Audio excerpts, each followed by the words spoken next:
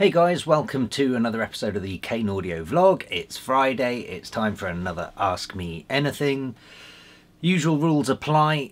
Comment below this video, ask me anything you want, and I'll get to it in next week's video.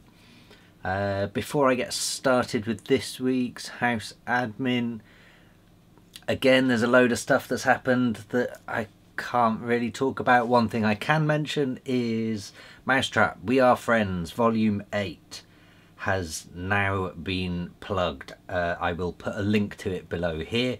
You can pre-save it or pre-order it or whatever on iTunes, Spotify, the usual.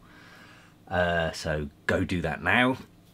And I think a few of you have asked me before about my track Voices in My Head. That's going to be on We Are Friends Volume 8. And then I have another release-ish lined up for not long after that, and then hopefully another one. So there's a few getting kind of confirmed, not 100% confirmed yet, but I'm starting to line them up. I'm doing some work, so that's all good. I think that is it for house admin. Yeah, can't think of anything else, so on with the show. Starting at the top, Nathan Zaskarinskis, Robot, high five. And now all week I've been using Speak and Spell samples in projects, which also got me experimenting with Ableton's Vocoder to try and recreate it, and was wondering what's the difference between a vocoder and a talkbox. I know a talkbox is used with a tube in your mouth, but don't they just give the same effect? Yeah, well, I mean, they're similar sounding. I think a lot of people use the term vocoder and talkbox interchangeably. Not sure that's necessarily right, because as you say with the talkbox, you put the tube in your mouth and it's a different type of sensor basically, so it's more like a filter, I suppose. So it's representing the resonance of your mouth. So the human voice, we've got, you know, the vocal cords are low down in the throat, and then we have this whole sort of chamber and the nasal chamber and cavity, and that resonates, all the sound resonates inside our mouth to then broadcast out as a voice. So that's essentially what the pipe is doing, is recreating that resonance and modulating an instrument based on that, whereas a vocoder is more strictly electronic and can be done digitally. And I mean, I guess it is another kind of filter, but it's a bit more controlled, I suppose. It's more like it's pre-programmed rather than non-pre-programmed, I guess. Does that make sense? So yeah, I don't know if that answers it, but yeah, they're kind of, I suppose the terms are somewhat interchangeable. It's more like the method is slightly different. So a vocoder will use a microphone and modulate the instrument, whereas or you can modulate the microphone using the instrument, I guess, more importantly, whereas a talkbox is very much the pipe modulating the instrument and not the other way around. So I guess that's one of the other differences, but they're pretty subtle in terms of actual sound effect. Slightly different. You can usually tell which one's which, but not necessarily. So I mean, the classic example of talkbox would be like the old guitarist Peter Frampton. He was sort of famous for having that talkbox effect on his guitar. Whereas obviously we all know vocoders are famous by anyone from Kraftwerk to Daft Punk. So yeah. Andrew Hollis, hi Dom. I see from your bio on Kane Audio you worked with Cakewalk, RIP, sad face, yeah, on Rapture Pro. I still use that today, mainly because I can't afford to keep buying shiny new instruments, and secondly I feel using the older synths can make your sound unique, which is what I keep telling myself. I agree. As Serum is the synth of the moment, as was Massive before that, and Sylenth 1 before that, what was it like to design for, and do you use it? I do, but not as often as I used to. If I'm honest, Serum is probably still my go-to synth at the moment, mostly because of the user interface. Rapture Pro is a great synth. I really enjoyed working on that one, and the guys at Cakewalk put a lot of effort into recreating the legacy sounds from the original Rapture and Z3TA or Zeta, and they put it into Rapture Pro, and there was a lot of effort, a lot of hard work put into that synth. So I was pretty proud of the sounds we came out with in the end. Fundamentally though, they're very different. I mean, Rapture, I mean, again, it's kind of a bit of everything like Serum, but Rapture, I suppose, doesn't do the wavetable, whereas it is more focused like a rompler, so it's more sample-based synth, which means it has quite a distinctive sound. So in terms of, where were you saying, using the older synths make your sound unique, yeah, I mean, that's a good example of Rapture Pro, because it's a sampler synth. You know, it's quite a bit different. But then again, I suppose if you like the sampler synth sort of sound, then Sonic Academy's Anna 2 provides a sampler as well, which is good. But then again, so do most audio workstations these days as well. Just finished the Sonic Academy, there we go, structures videos, and really enjoyed them. Loved the gain envelope technique on loops and the reverse snare effects. I tried the snare technique out and took it further and placed a different reverb on each drum pad effects, and then just extended the clip past the notes and bounced down the audio instead of arming an audio track. More please. Yes.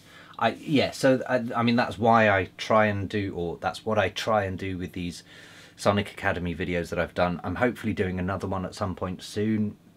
I'm just waiting for everything to kind of fall into place, really.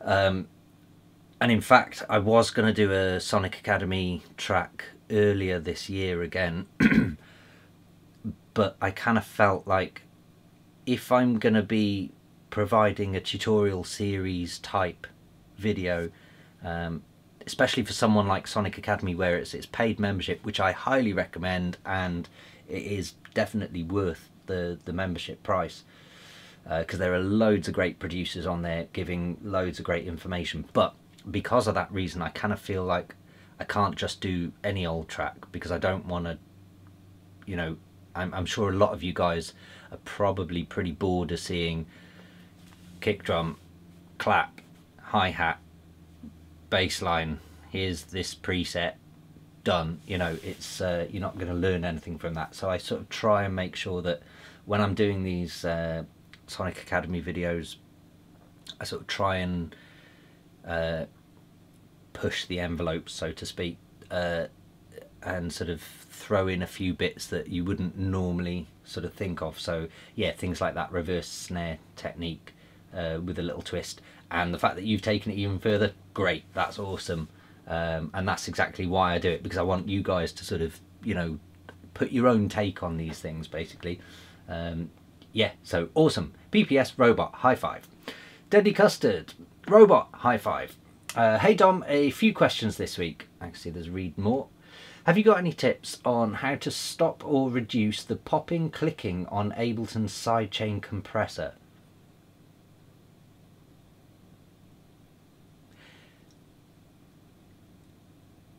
Oh, that brings flashbacks. Yeah, I forgot Ableton's sidechain did that. I'm pretty sure it's to do with either the attack or release time. I'm sure there was a workaround, you just fiddling the attack or release, just making sure it's off 0 or off something. I'm pretty sure that kind of fixed it. Other than that, I mean, what's happening is basically, if you imagine the amplitude envelope of a wave through sidechain is starting low and rising up, and then as soon as the kick kicks, it comes down again, and that sudden drop will create essentially a square wave in that envelope. So that's what that click and pop is.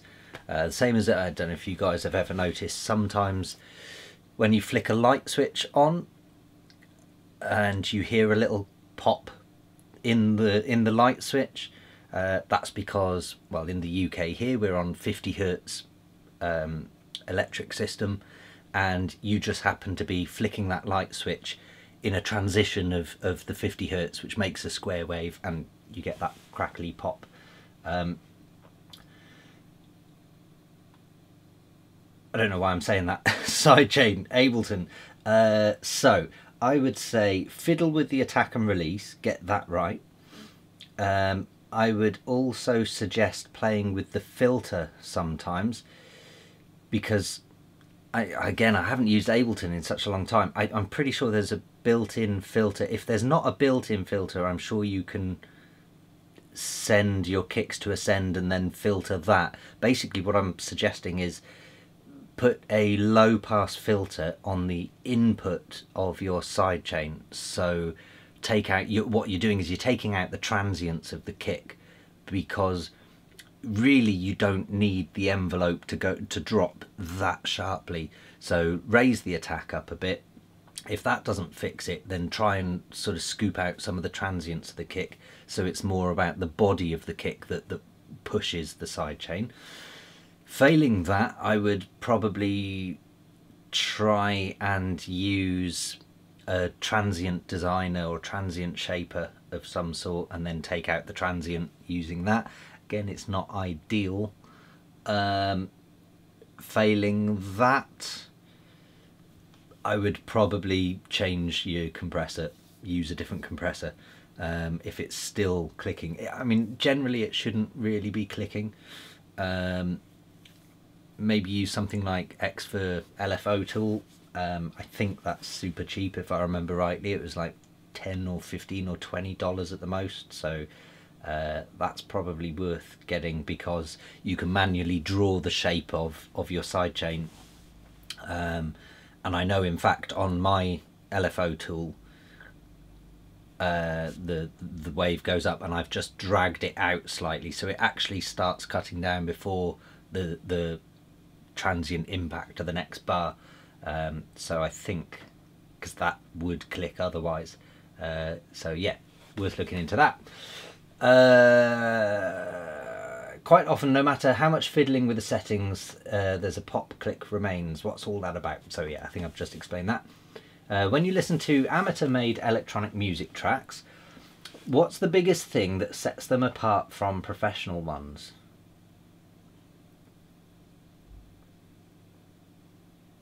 Oh, that's a good question.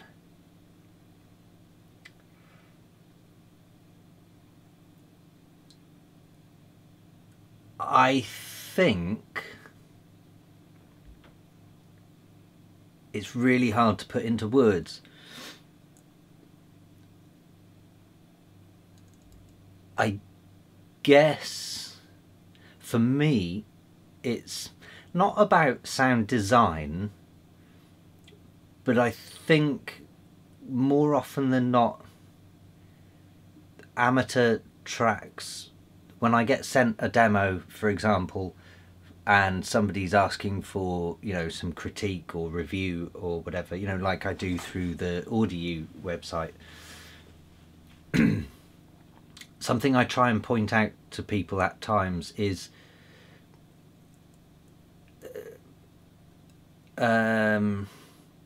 using a simple saw wave lead synth. There's nothing fundamentally wrong with that, but if that's all your lead consists of is just a basic straight up saw wave, it doesn't have any character. And similarly with your bass line, if, for example, well, it doesn't really matter what kind of bass line you have, but if there's no warmth to that bass line, it needs some sort of character. And quite often that could be a case of filtering. Going back to the saw lead line, I would always sort of recommend people maybe experiment with some FM synthesis or something and try some sounds in there. Also, what I noticed some people do is they'll write their lead line using, say, a basic saw wave, which again is not fundamentally wrong, it just doesn't have any character. And often the case is that they've done it an octave too high as well. So you're in the real upper ranges, and I find that a basic saw wave, the higher you go, the more old Casio keyboard it sounds. So I have quite often, with someone who's sent in a demo or something and asked for review, and they've used that sort of saw wave, I'll always sort of say, first of all, just drop that lead down an octave, just so it's more, I guess, you know, if you wanted to sing along with it, there's no way my vocal cords, I mean, I don't get very high anyway, I'm a bass, but there's no way I could even begin to sing that high or hum along to it, because it's so far out of human range. And I guess that's something that maybe is a tip or trick for producers, is if you're doing a lead line melody, it kind of needs to be in human vocal range, you know. And if you're going for a saw wave, I would just try and get some depth or character. Maybe if you want something in that upper octave, duplicate it, and on the duplicated copy drop that down an octave, maybe 2 octaves, and maybe filter that a bit as well, low pass filter, so you're really just getting a bit more warmth and a bit more character to it, just to add a bit more substance. And I guess that's probably one of the biggest things that sort of sets people apart, is finding that character. And I think a lot of people might be able to write a good melody, they might be able to put together a good narrative to a track, but then you need to really sort of focus on the character and body of sound. And also, for me as a producer, I hope I achieve this in my own music, but I try and sort of picture a piece of music as a sort of almost a 3D graph. So, you know, you've got your low frequency to your high frequency, and you want a nice balance, but you also want some depth and substance to all of that as well, and each bit needs to complement the other. You know, you could have the loudest kicks on earth, but if it's got nothing below 100 Hertz, then there's just nothing to it. And if you've got a similar bass line, and again, you could have a kick with nothing below 100 Hertz, but you need your bass line to provide some depth to that, to carry the kicks. Whereas, for example, if you had some really subby kicks, then you need to not have a subby bass line, because they're just going to clash, they're going to fight each other. And then if you imagine that sort of 3D graph that I can't explain, I don't know how my brain pictures it, but I do, for some reason I sort of picture it's almost 4D, because then you've got stereo balance as well, so you're looking at stereo balance, frequency balance, and then character depth balance as well. And I think you need to try and think about what frequency ranges each instrument should be, and throughout your track, is there enough character in each kind of band? If you imagine say a 3-band EQ, in the upper parts you'd have your high percussions, your hi-hats, maybe your lead line melody would be in the crossover point between your upper band and your middle band. Then your middle band would be mainly your synth stabs, your higher tom drums maybe, perhaps is there a bit of character and bass in your claps or something in that mid-range area, and you're looking for that depth and warmth in there. And then again with your lower frequencies should really be, you know, the lower half of your kicks and your bass line, and then there needs to be a bit of a gap between those two bands, and everything needs to fill a space basically.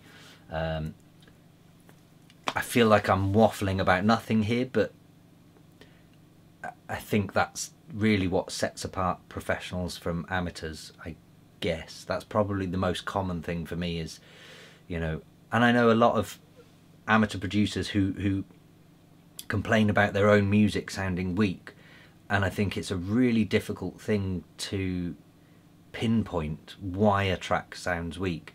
And I think that's why so many new producers in particular end up stacking in, you know, 9 different lead synths all playing the same thing, because they're struggling to get that depth. And I've always pointed out in my tutorials before where you shouldn't need 9 synths playing a lead line together.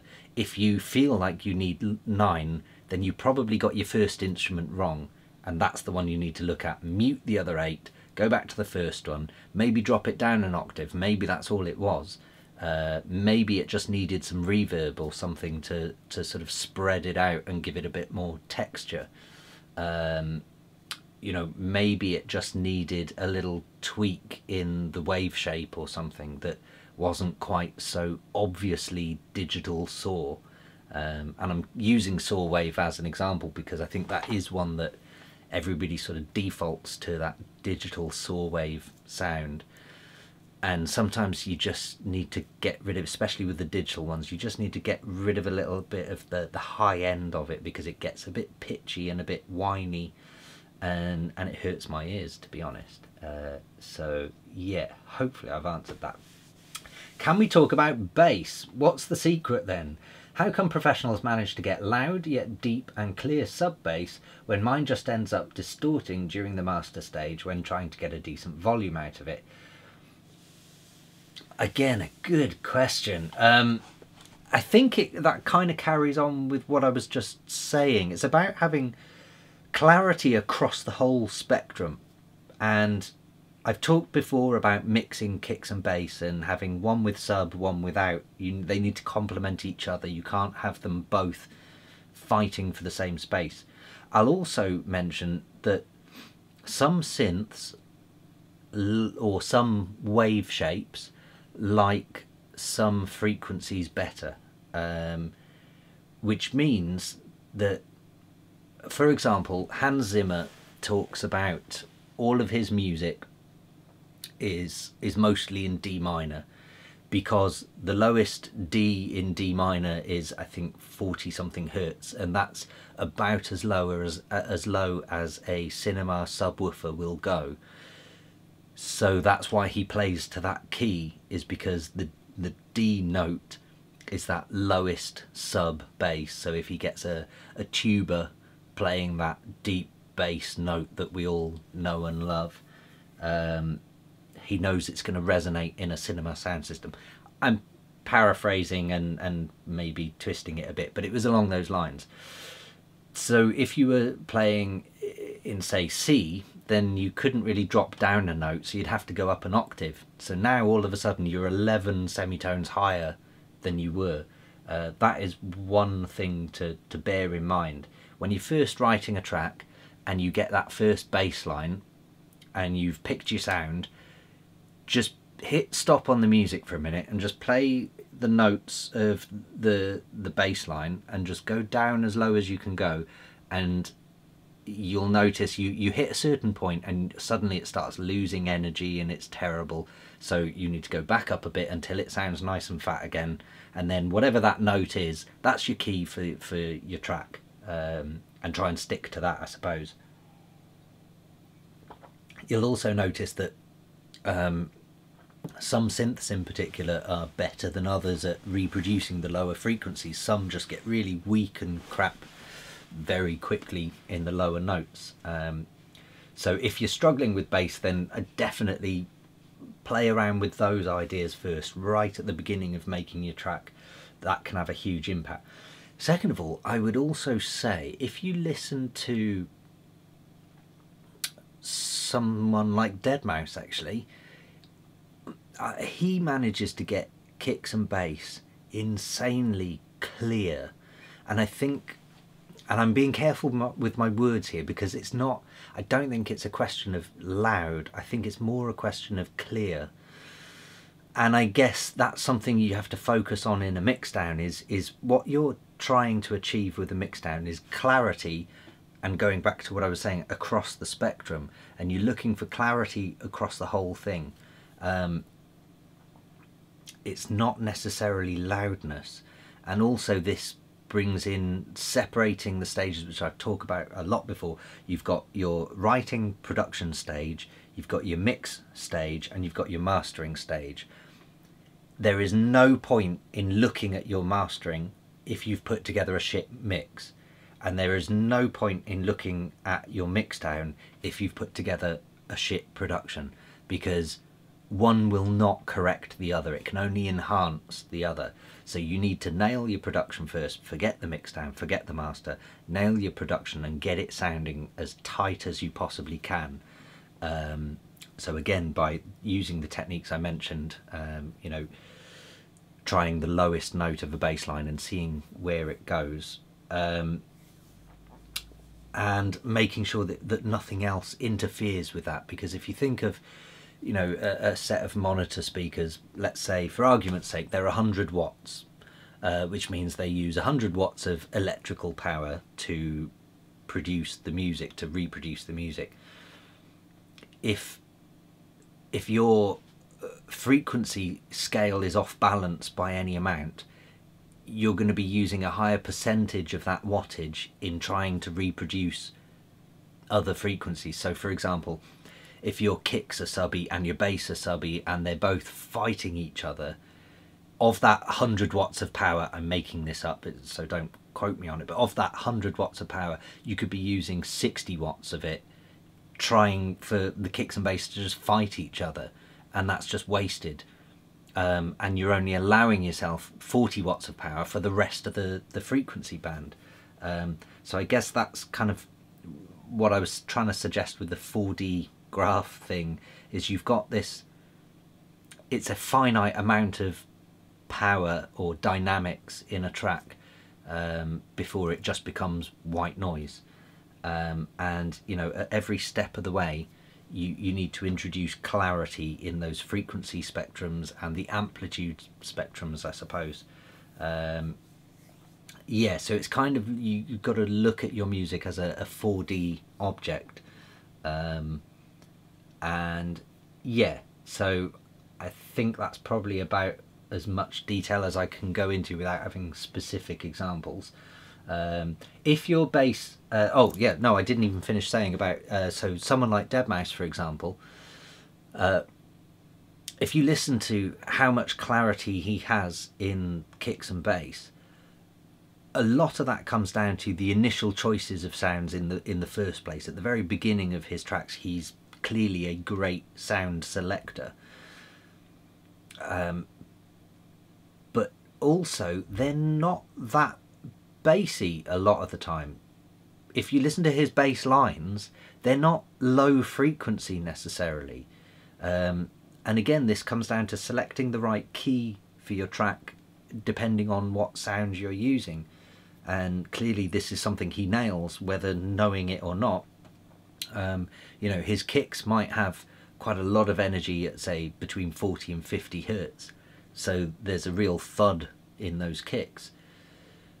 But his bass lines might not necessarily share that frequency band. They might be in, say, the 70 or 80 hertz range, so there's a bit of separation between those two things, which means you're giving it that clarity basically. And then there might be nothing between, say, 200 and 350 hertz or something, so that's really freed up a lot of space for that whole bass interaction to occur, and that allows for a lot more clarity. And there are a lot of, you know, producers that I like Noisia, for example. If you listen to their tracks, yes, there is a sub bass, but if everything in your track is peaking at, say, -6 dB, I can guarantee you their sub bass is not hitting. Sorry about that, I missed the half-hour cut off of my camera.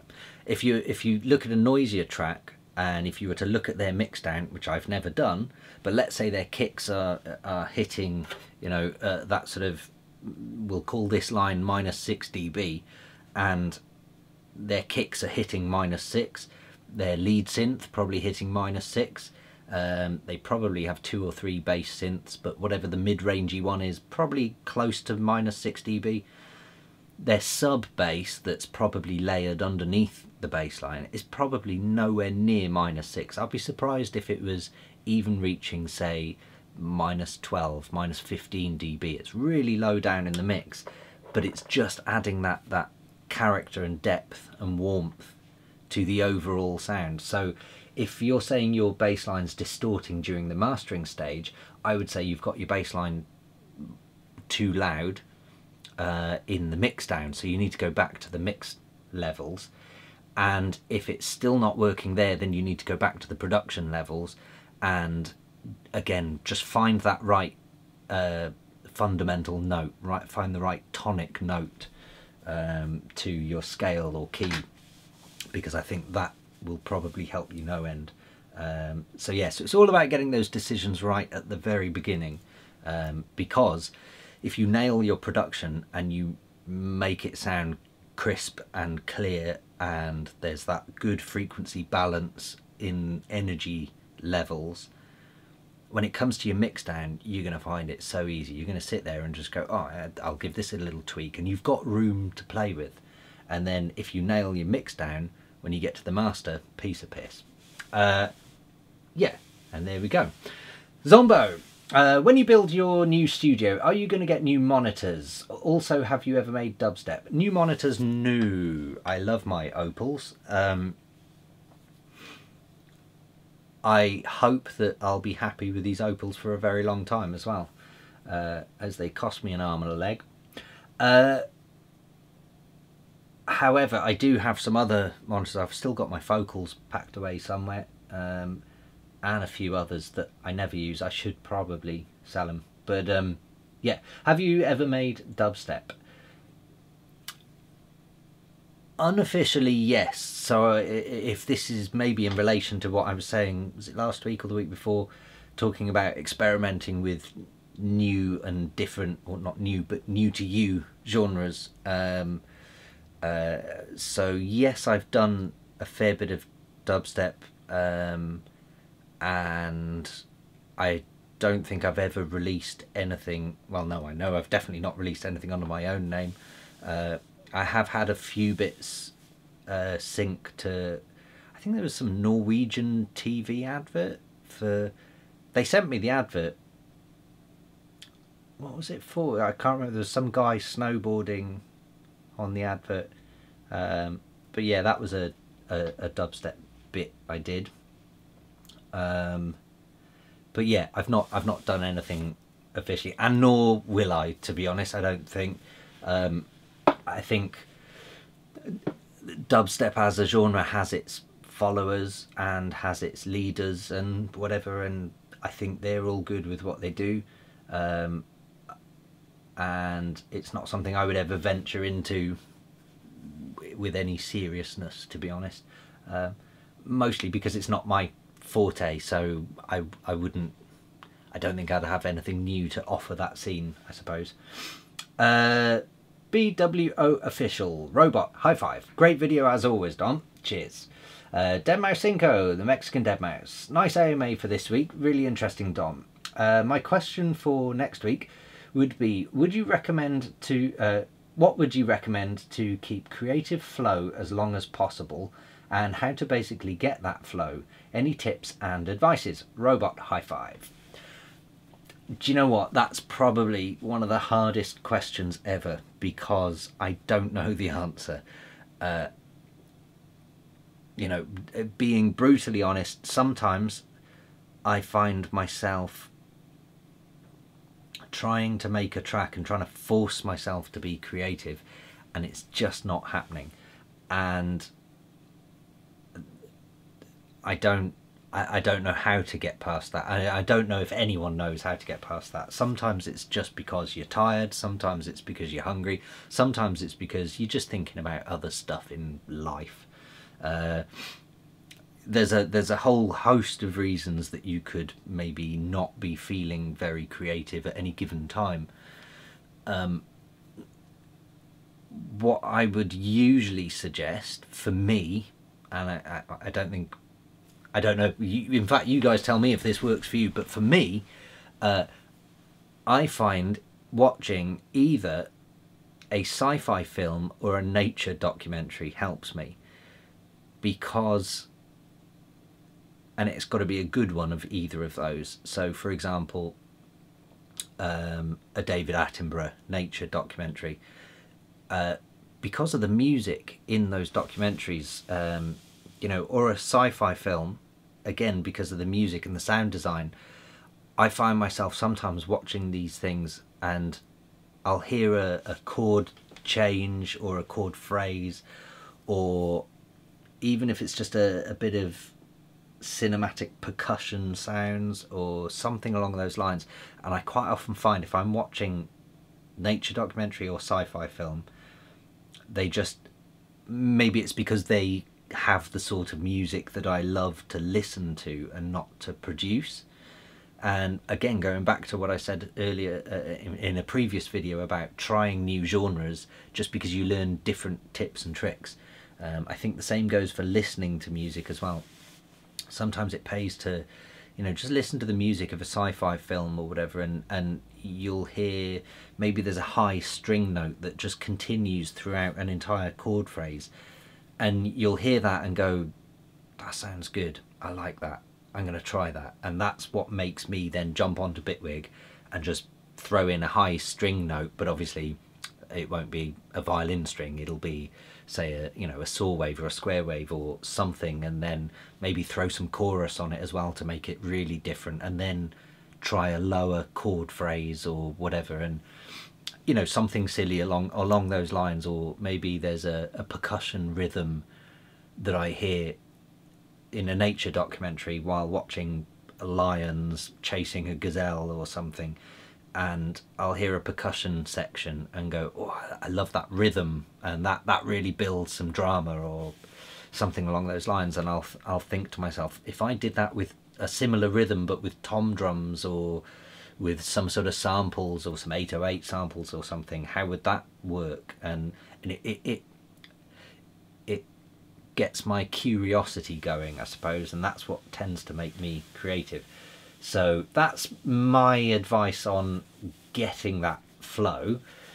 How to keep the creative flow is anyone's guess. I think that's the hardest part of the job, you know, which is why I like the fact that I'm a sound designer and a music producer and an artist as well. So when I'm not feeling so creative as an artist, I've usually got other jobs on that are writing something to a brief or to a very specific set of instructions or rules, which means I don't have to be feeling creative to get that sound. I can just read the document and go, all right, I get what they want, and work with it. So yeah, so I think maybe the answer to keeping that creative flow is not keeping that creative flow and putting yourself in a position in life that allows you to not have that creative flow. I guess that's probably one answer, but maybe not a very good one. Who knows? Unknown artist. Hi Dom, hope all's well. The Facebook group is great, by the way. Some great lads on there. No questions this week, but keep up the great work and looking forward to the secrets coming out. Take care. Yeah, cheers. So when I first set up the Facebook group, and if anyone isn't a member of the Facebook group, go join it. Find my fan page and there's a button instantly that says join group. And I'll link below this video. The Facebook group I set up, and when I first set it up, because I set it up as my page, for some reason it wasn't letting me invite anyone to then add to the group. It's now kind of letting me, but only at like 10 at a time, so I'm slowly sort of sending an invite out to people. I'm sort of looking through, trying to find names I recognise for people who at least regularly comment or share or like or interact with me, because I do tend to recognise names every now and then. So So I'm sort of clicking the invite on that. So hopefully the group will start growing. Yeah, but we'll see. And like I've said before, I'm not fussed at, I'm not trying to make it this huge group or anything, because actually I don't want it to be a massive group, because I think actually it's pretty good if it stays as a small intimate group where, I've seen everyone who's posted in there pretty much so far, has had some really good information, and everyone's sort of helping each other, and that's how I want it to be. So that's great, and I'm loving that. Rod Marconi, Robot, high five. Yanis McLennis, Robot, high five. Unknown Artist, Robot, high five. That is it for this week. I think we're probably at about 40 odd minutes. It's just gone midday. Hopefully I'll get it edited and up in time. Thank you very much for listening. If you have made it this far, as usual, you deserve a medal. And to prove you've made it this far, I am going to say comment the word Zoom, and that way I'll know that you've watched the whole video. I'll see you next week. Cheers.